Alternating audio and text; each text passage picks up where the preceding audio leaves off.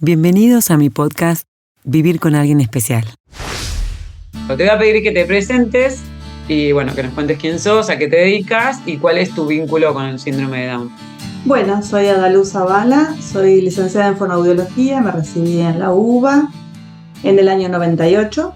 Trabajo en la facultad dando dos materias, una en primer cuatrimestre, otra en segundo cuatrimestre, relacionadas al lenguaje en niños, y dentro del lenguaje en niños yo me dedico a la parte de discapacidad, que siempre fue mi fuerte de trabajo.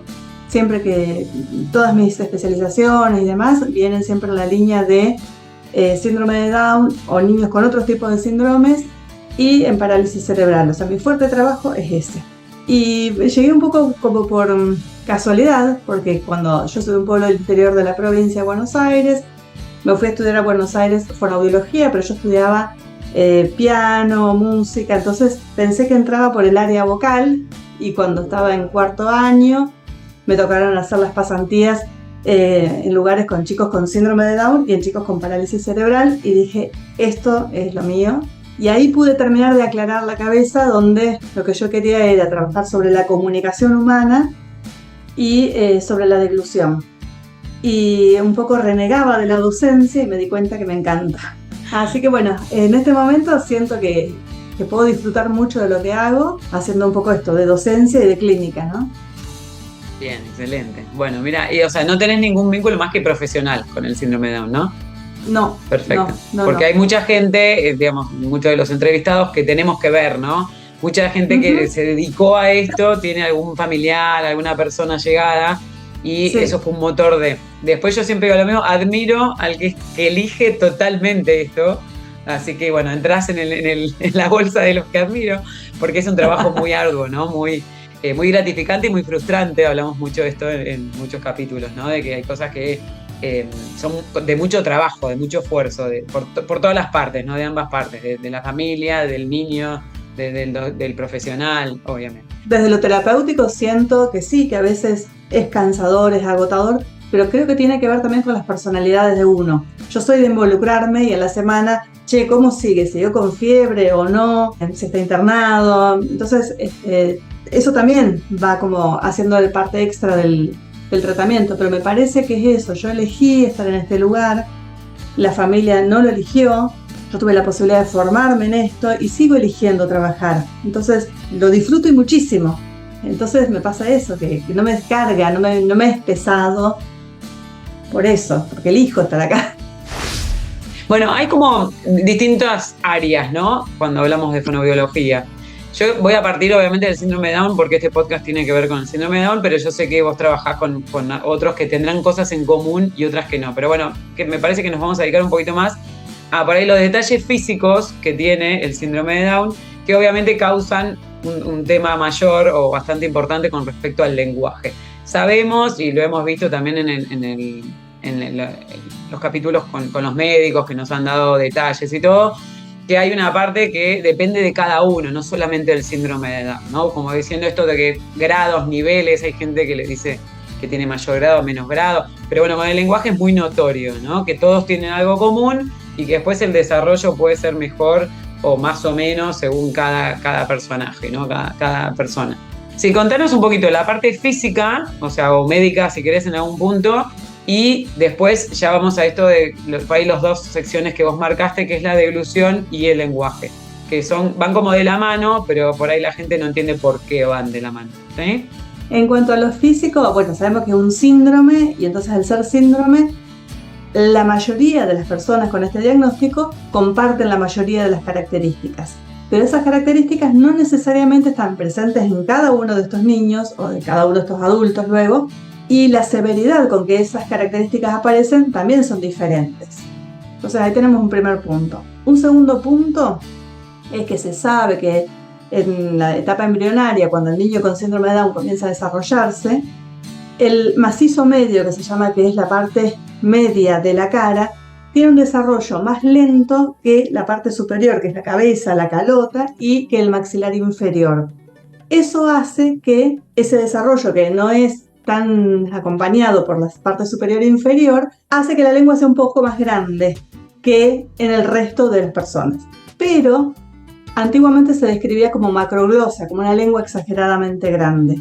Y no es que genéticamente hubo un cambio. Lo que el cambio aparece es alrededor de hace unos 40 años, donde la intervención de fonoaudiología comenzó en las neonatologías y en lo que es intervención temprana.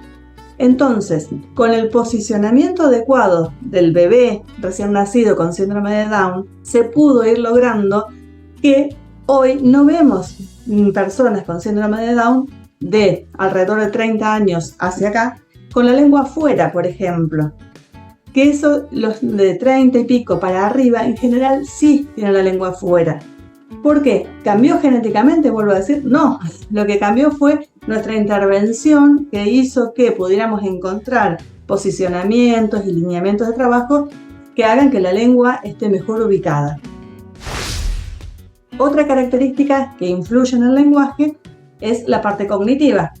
Sabemos que como parte del síndrome va a haber discapacidad intelectual. Y la discapacidad intelectual sí tiene grados de severidad, leve, moderada, severa, profunda. Y esto sí determina, entre algunas comillas, las posibilidades que tiene de adquisición del lenguaje o de la comunicación.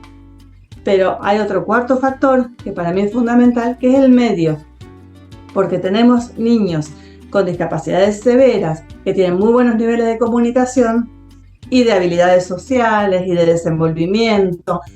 Y tenemos otras personas que no tienen tanto compromiso intelectual o motor o de otras características, pero que la familia hace que por ahí no se pueda desarrollar con todas las posibilidades que ese chico, esa potencialidad que este chico tiene. Entonces, para mí son una conjunción de factores los que influyen en la adquisición del lenguaje. El lenguaje tiene que ver mucho con lo cognitivo.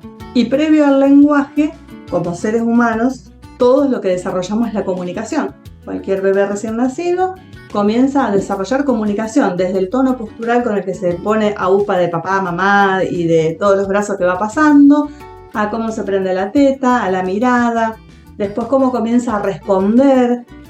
Un nene chiquitito le puede decir algo muy feo, pero con un tono re agradable, y el bebé va a sonreír, porque lo que sonríe es a la prosodia, es a la melodía de lo que uno usa. Entonces, esta base que se da en la comunicación en cualquier ser humano, también obviamente pasa en el niño con síndrome de Down. Entonces, es esta conjunción de factores la que hace que algunos tengan mayores posibilidades que otros.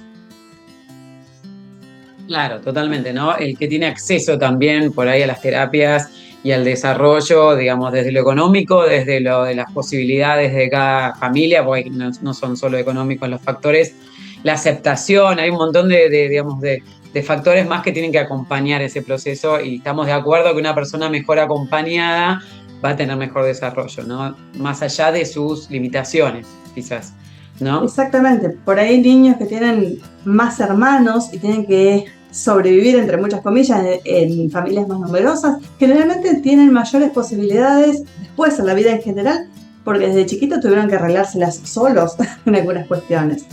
Claro. Por otro lado, esto de los tratamientos que vos decís, no todos acceden a los tratamientos o a los tratamientos adecuados. Ese es otro gran problema. Otro problema que estamos teniendo en este momento es, en el área nuestra de fonoaudiología, somos pocos profesionales en relación a la demanda que hay.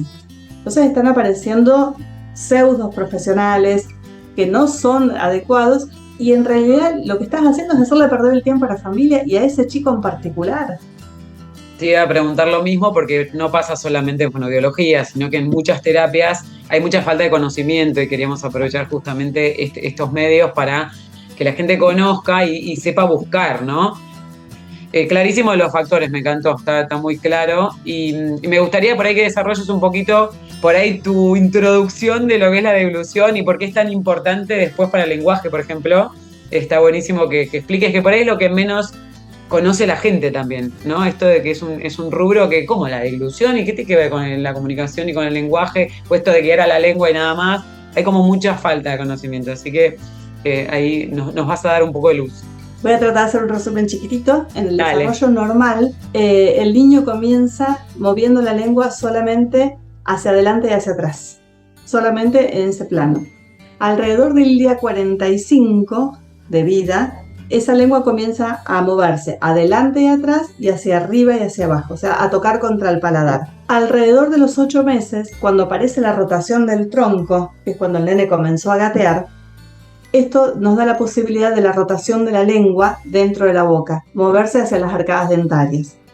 Ese es el tercer patrón de deglución que el ser humano necesita para poder deglutir adecuadamente, armar el bolo alimenticio y alimentarse adecuadamente. En los niños con síndrome de Down tenemos otro factor que hoy no lo dijimos, que en general hay algún grado de hipotonía, que quiere decir que el tono postural de base es levemente inferior al del desarrollo normal. Y dentro del síndrome de Down tenemos chicos con mucha hipotonía o con menos hipotonía. Ese grado de hipotonía también da mayores habilidades en la comunicación, en el lenguaje, en el desplazamiento, y también está relacionado la mayor hipotonía a mayor déficit cognitivo. Entonces es otro punto que no podemos dejar de lado. Esa hipotonía también se traduce en la lengua. La lengua es un grupo muscular. En la boca hay un montón de músculos en toda la cara, hay músculos faciales, hay músculos masticatorios, hay músculos de la mímica, músculos que sostienen la cabeza y el cuello, músculos que arman la cintura escapular, que todo esto son los músculos y el esqueleto y los órganos que intervienen en la deglución y en la fonación. Entonces, cuando uno piensa en el desarrollo normal, el niño emite determinados sonidos que son sonidos vocálicos, que tiene que ver con su posibilidad de mover la lengua solamente hacia adelante y hacia atrás y hacia arriba y hacia abajo dentro de la boca. Alrededor del 8º mes, cuando aparece la rotación de la lengua, que apareció justo la alimentación de la papilla, porque generalmente aparece a los 6 meses, ahí maravillosamente la lengua comienza a tener otros puntos de contacto sobre las arcadas dentarias y aparecen inicios de la L y de otros sonidos que alrededor de los 4 años recién van a dar la posibilidad de que aparezca la R. Un poco esto es el paralelismo entre lo que es el desarrollo normal y lo que pasa con un niño con discapacidad. Claro, está buenísimo. Entonces, cuando un niño tiene una alimentación variada desde chiquitito, que pasó por los líquidos, la mamadera, la teta materna, luego alrededor de los 6 meses introdujimos la cuchara. Esa cuchara lo que hace es que la lengua comience a tener otra firmeza. Ir a buscar una superficie dura y redonda no es lo mismo que ir a buscar el pezón de la mamá o la tetina de la mamadera. Entonces, claro, estos actos que como seres humanos lo hacemos miles de veces en el día, alimentarnos, es lo que nos va dando la posibilidad de ir preparando la misma musculatura para otra función, que es la función de la fonación. Lo que nos pasa muchas veces es que los niños con patologías, síndrome de Down y otros niños, se retrasa la adquisición o el inicio de la alimentación de los semisólidos porque son niños que tienen más mocos, porque no tienen buen posicionamiento, porque clínicamente necesitamos organizar otras cosas y la alimentación sigue siendo más por mamadera o a veces por vías alternativas como la sonda nasogástrica o alguna otra forma de alimentación. Entonces, esta preparación oral que se va dando en forma natural en el ser humano, porque esto lo hacemos todos los días, en todos los momentos, es también lo que va retrasando la posibilidad desde la organización motora para la producción de estos sonidos. Ahí, yo tuve bibliografía de hace 40 años atrás, que es más o menos el quiebre en esto, decíamos, y yo también lo estudié en algún momento, el síndrome de Down presenta lengua macroglosia, o sea, lengua grande, surcada. Y en realidad tiene que ver que esto fue el efecto, fue la consecuencia de no haber podido trabajarlo precozmente. Claro. Entonces, hoy vemos que con el posicionamiento adecuado dentro del aneo, armando un nidito, con que no haya retracción cefálica, sino que haya más hacia la flexión, donde buscamos mayor cierre bilabial desde el nacimiento, donde se trabaja la succión desde el nacimiento, a veces con chupetes, a veces con el dedo del terapeuta, de los papás. Hay un montón de... O sea, en realidad no se puede hablar como en general, sino que uno ve a este niño en particular, evalúa y dice qué se hace, cuándo se hace, con qué se hace, por cuánto tiempo se hace. Claro. Pero todo esto es lo que ha hecho que hoy los niños con síndrome de Down, que ya son adolescentes, puedan tener mejores posibilidades bilabiales. Entonces, el cierre bilabial nos permite silbar, nos permite tomar con una bombilla, ¿sí? Y nos permite un montón de otros sonidos que son bilabiales, la M, la B, la P, que necesitan mucho contacto bilabial de los dos labios, labio superior y labio inferior. Bueno, y por ejemplo, en este tipo de digamos, cuando trabajas específicamente la deglución, ¿qué tipo de ejercicios haces? ¿Cómo lo trabajas? Como decís vos, cada niño tiene su historia, ¿no? Pero más o menos, ¿qué ejercicios favorecen a que esto mejore o que sea una buena base para su posterior lenguaje? Pensando un bebé de la neo, por ejemplo, es cuidar todo lo postural. En general, los niños que están en la neo están como desparramados en la incubadora. Nosotros hablamos siempre de la línea media, una línea imaginaria que nos divide en mi cuerpo derecho y mi cuerpo izquierdo. Entonces, que los brazos estén hacia la línea media. ¿Por qué? Porque también los brazos hacia la línea media, las manos en la línea media, favorecen a la mano en la boca, a llevarme un objeto a la boca. Y nosotros, los seres humanos, conocemos a través de la experiencia, a través del conocimiento, desde lo que nos da la palma de manos y la palma de pies.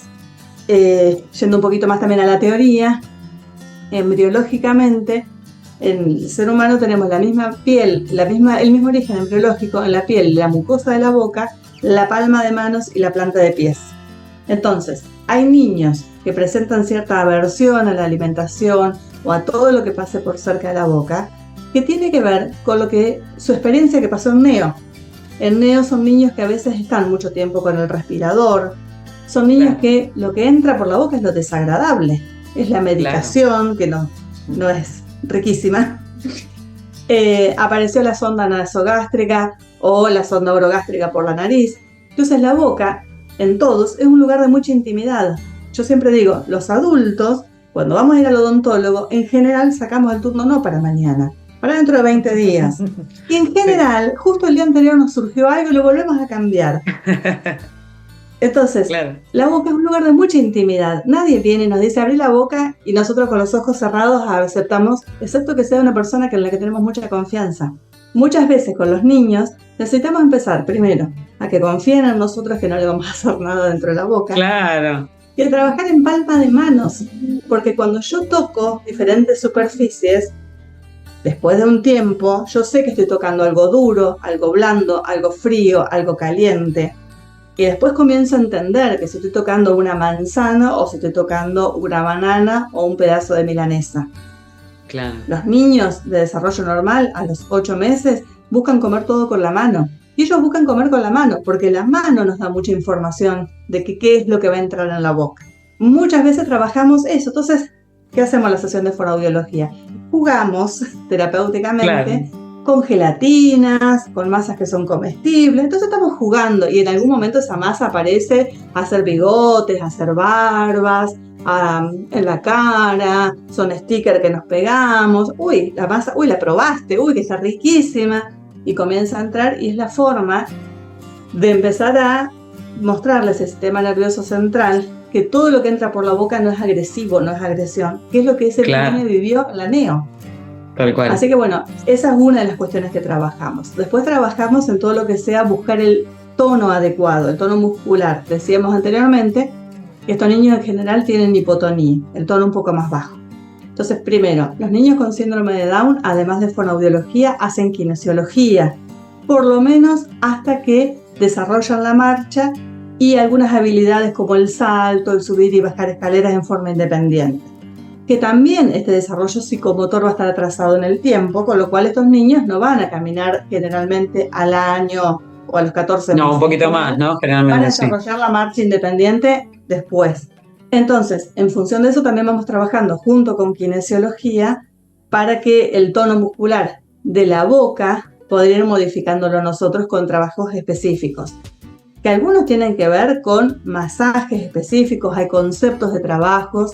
Está el concepto del doctor Brondo, que es un médico rehabilitador argentino, cordobés, que es más conocido del otro lado del océano que acá, lamentablemente, Yo he hecho la formación con él y nos da un montón de información de cómo poder trabajar toda esta parte orofacial. Orofacial hablamos a toda la parte de la boca que interviene tanto en deglución como en lenguaje y comunicación. Sí, es una formación que está pensada para kinesiólogos, fonoaudiólogos, terapistas ocupacionales y médicos. Yo creo que hay que poder delimitar cuáles son las terapias importantes. Y acá poder pensar en equipo y junto con la familia qué es lo que se puede sostener realmente.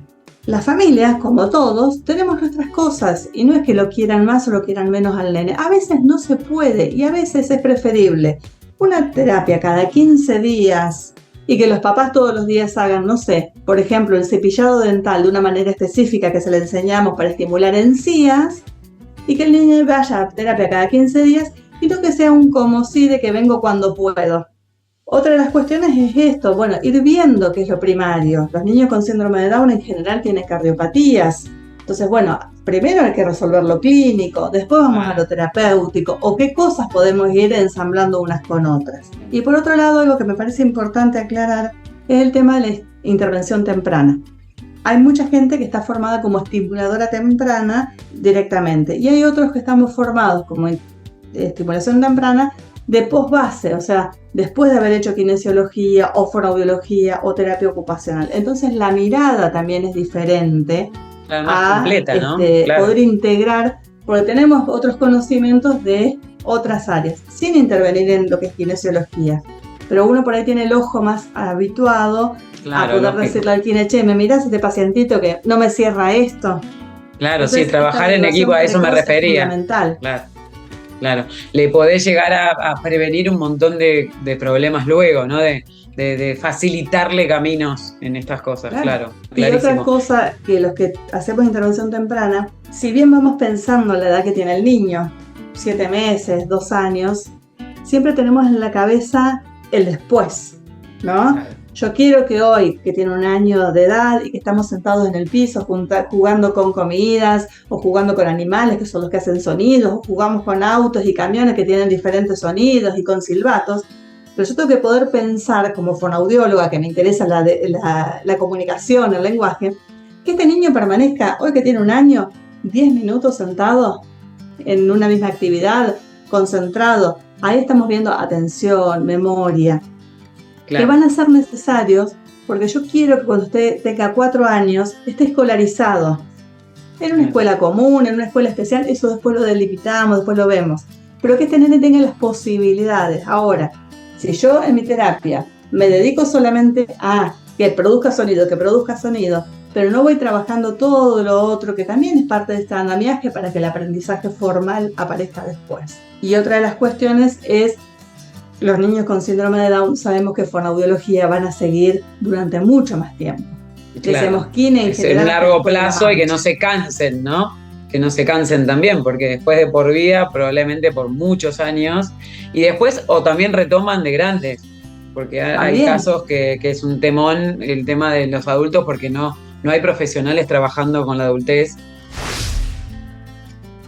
Otra de las cosas que me estoy acordando ahora en relación a intervenciones nuestras, en relación a la deglución, es el tema de odontología, ¿sí? Muchos de los chicos con síndrome de Down tienen epilepsias asociadas a este síndrome, y otros niños la tienen en la epilepsia como enfermedad de base o asociada a otra patología de base.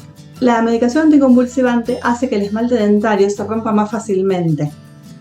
Entonces, son niños que a veces no quieren comer, pero no quieren comer porque lo que tienen son porque les molestan los dientes, pobrecitos. Claro, también. Es el dolor dentro de la boca. Si nosotros también nos pasa esto, ¿por qué no le va a pasar al niño? El niño que tiene la posibilidad de decir, no, yo me meto algo en la boca y después me duele, o que tiene reflujo gástrico.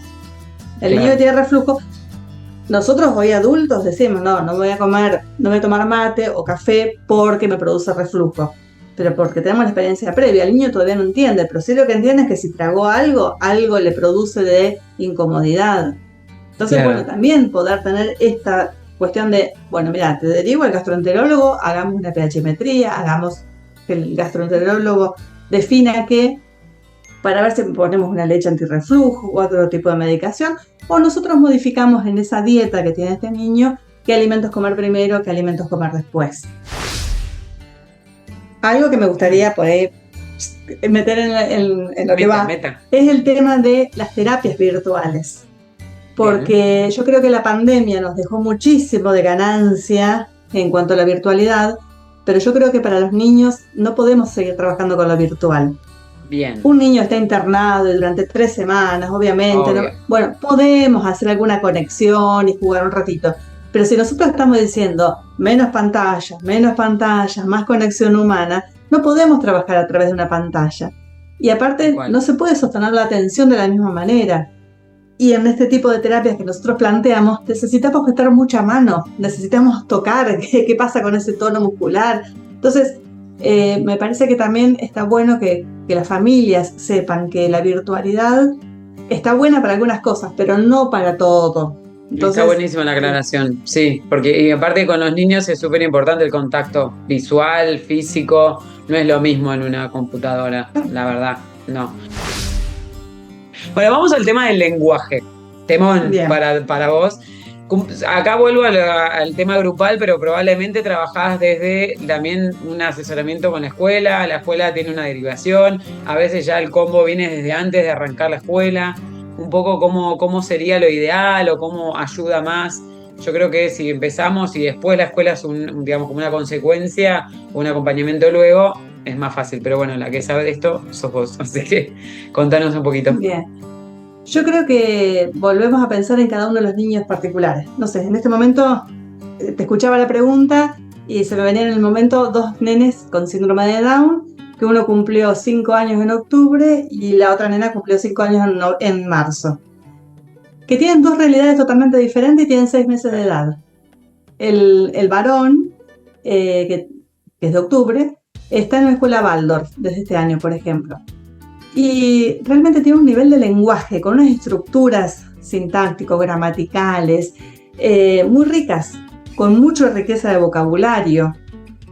No porque está en la escuela Waldorf. Lo que quise decir es, como representármelo en la cabeza yo, es un nene que ya ingresó al jardín, a sala de 5, está haciendo una permanencia este año por decisión de los papás y del equipo terapéutico, y ya entró con un buen nivel de lenguaje verbal. ¿Sí? Y reconoce algunas letras, escribe su nombre, porque la correspondencia entre fonema y grafema, o sea, entre este dibujo de letra, suena de tal manera. Sería eso la correspondencia fonema-grafema. Y la otra nena, que tiene 6 meses de diferencia, tiene muy buenas habilidades de comunicación, pero no de lenguaje verbal. Tiene muy poca palabra verbal. Y tiene, por ejemplo, menos periodos atencionales, es más inquieta, es más movediza. Y sin embargo, los dos están en sala de 5. La nena en un colegio tradicional, el varón en uno Waldorf desde este año. Entonces, me parece, primero, cada uno de ellos llega diferente a la escolarización. Las propuestas educativas también difieren mucho. Yo particularmente no soy de la idea de las escuelas dobles jornadas y bilingües, en niños donde la adquisición del lenguaje materno, la lengua española, ya es recontra complicada. Claro. Porque nosotros tenemos una lengua que es muy compleja en cuanto a estructuras, en cuanto a diferenciación género-número, singular-plural. Entonces, que participen de la clase de inglés, sí que participen, es como que participan de otra actividad más y todo es enriquecedor. Pero yo soy de la idea de no calificarlos en idioma inglés. Si lo que necesitamos es que se pueda comunicar todos los días cuando va a visitar a la abuela o que va al supermercado y pueda decir que quiere estas galletitas y no estas otras, o que le den la que la mamá quería. Que pueda decidir, o hacerlo quizás más adelante también, ¿no? Cuando está más preparado para recibir otra lengua, si no por ahí la interferencia de las dos a veces puede ser una traba. Entonces, bueno, yo lo que hago es acompañar a cada uno de los chicos en el trayecto educativo que la familia elige. Obviamente les planteo a los papás, me parece que este nene está más para este o para este otro proyecto, pero es una decisión familiar y volvemos un poco a lo mismo que a las terapias. La logística familiar también hay que tenerla en cuenta. Claro, no es si hay hermanos con actividades, claro, con un montón de cosas, lo económico, muchas cosas más también, sí. Los hermanos también tienen que tener su tiempo de ser escuchados y atendidos por estos papás, y los hermanos también tienen otras actividades como fútbol o la actividad que sea extraescolar.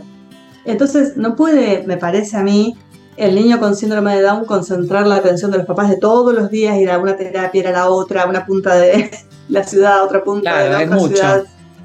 Entonces me parece que hay que, esto que decíamos hoy, ¿no? De decidir en equipo dónde poner las prioridades.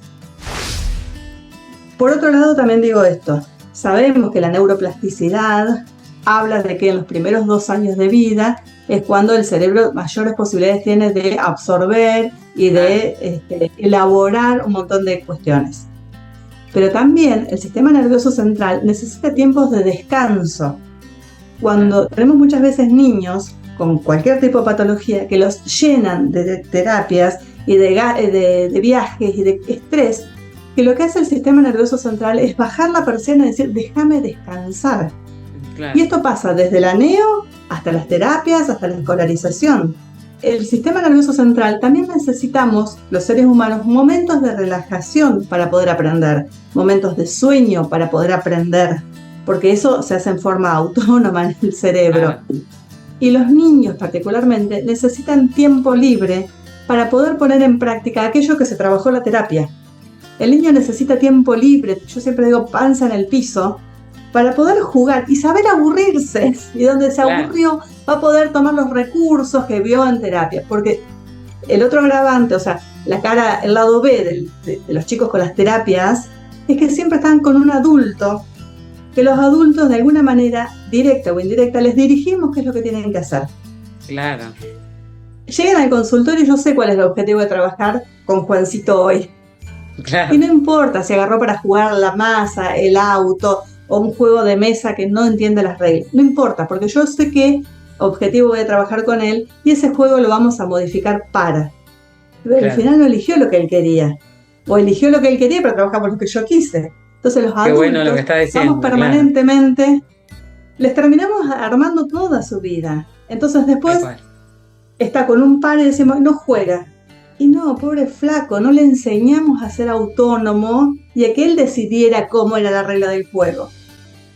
Entonces, yo les digo, si el día que tienes fonoaudiología tenés un cumpleaños, el chico va al cumpleaños. Solo vemos qué día lo reemplazamos. Porque genial, en el cumpleaños o en la invitada a jugar va a aparecer justamente el compartir la leche, el compartir una galletita y va a aparecer la parte social de la deglución. Claro. Que como con la boca cerrada, que como despacio, que tengo que elegir qué alimentos voy a comer. La parte social es el compartir que es natural del ser humano. Y va a aparecer la comunicación. El habla, ¿no? La comunicación también, claro. El comunicarse con otro, ver cómo se comunica en un cumpleaños con gente que por ahí, muchos son sus compañeritos de escuela y otros por ahí son primos familiares que no son, o sea que hay gente nueva donde se tiene que desafiar, donde tiene que ser, por ahí es un, digamos, un nicho de aprendizaje espectacular, mucho más natural, ¿no? Es más terapéutico que la sesión que está armada donde vos ya pensaste, con juguetes le dejás disponible a fulanito que viene en este horario. Es mucho más natural. Entonces, vos me preguntabas hace un ratito cómo me manejaba con los colegios. Y muchos de estos niños tienen un acompañante terapéutico o personal privado no docente, PPD, no importa qué figura tienen, ¿no? Pero tienen el adulto que acompaña. Y yo lo que les digo al adulto que acompaña, al acompañante terapéutico, le digo, Juancito pertenece a la docente tal con tales grupos. Vos asistís en lo que Juancito necesita solamente, después el resto te corres. Niños de primaria, la docente se fue a llevar el registro de dirección, todos se pararon, tiraron la goma, se tiraron. Y nosotros tenemos nuestro niño, porque tiene discapacidad, tiene que estar sentadito, derechito, porque tiene el acompañante parado al lado. No, es el momento de Juancito de hacer el mismo lío que el resto de sus compañeros, porque también tiene que ver con lo cognitivo. ¿Cómo aprendemos a hacer travesuras, a pensar en un lenguaje más abstracto? Que lo abstracto tiene que ver en determinadas edades, ¿no? Después de los 9, 10 años, donde aparece el lenguaje abstracto del doble sentido, del chiste. Pero esto no puede aparecer en alguien que no puede experimentar. Entonces dejémosle la posibilidad de que también haga macanas igual que el resto. Y es complicado. Y lo mismo esto de las elecciones, tiene que ver con la alimentación. Yo en este momento te puedo preguntar, y voy a hacer 2 ejemplos bien contrastantes. ¿Querés chocolate o querés choripán? ¿Por qué elegiste uno o el otro? Porque tu ruta de pensamiento en milésimas de segundo hizo que tu boca se preparara para un choripán con una determinada salivación o para un chocolate con otra determinada salivación. Esto es, ¿por qué? Porque tuviste la experiencia de haber comido muchas veces choripán y muchas veces chocolate.